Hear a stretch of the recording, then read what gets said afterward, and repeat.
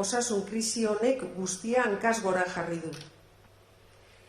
Ez jakintasuna da nagusi. Inok ez digu ziurtatzen, abenduan, oraingo egoera honi eutziko diogu. Hobeto egongo garen edo itzialdi berri baten erdian egongo garen. Ez dakigu. Beraz, imaginatu dezakezue parean daukagun egoera zaila. Batez ere, ziurgabetasunez betetakoa dalako.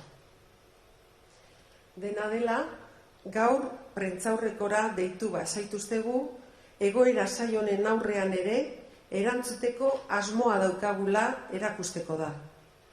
55. Durangoko azoka egingo da. Ziurgabetasunak bai, baina gogoa eta behar izana ere bai, baditugu, dudari gabe. 55. Durangoko azoka, abenduaren 5-tik 8-ra egingo da. 4 egunekoa izango da urten. Hasiera baten 5 eguneko azoka bat irudikatzen gendun, baina egoera barri honek gauzak aldatu ditu eta lehen eguna goizean ikastetxeei eskaintzen jaken egun horretan, hori digitalean moldatuko dugu. Izaten diren ikasle multzo horrek saihesteko. Hori izango da urtengo azokaren ezaugarrietako bat.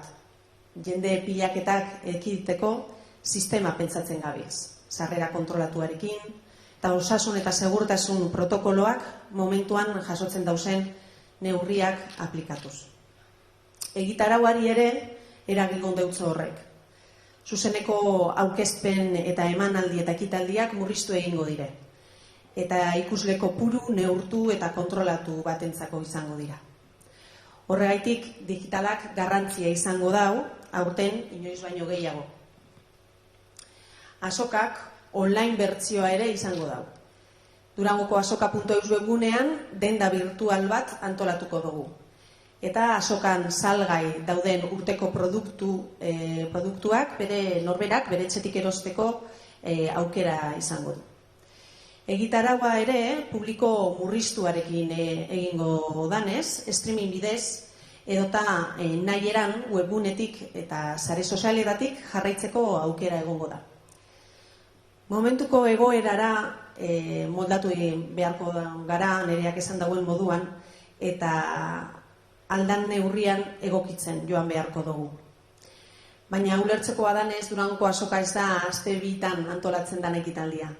Eta horregaitik erabaki batzuk orain hartu behar izan dugu. Beraz, aspaldiko lagunak elkartuko dira berriro Durangon, kultur sorkuntzaz disfrutatzeko aukera egongo da, idazle edo abeslari gogokoenaren berbak entzun, azken nobedadea erosi, hori guztia egin ahal izango da Durango aurten.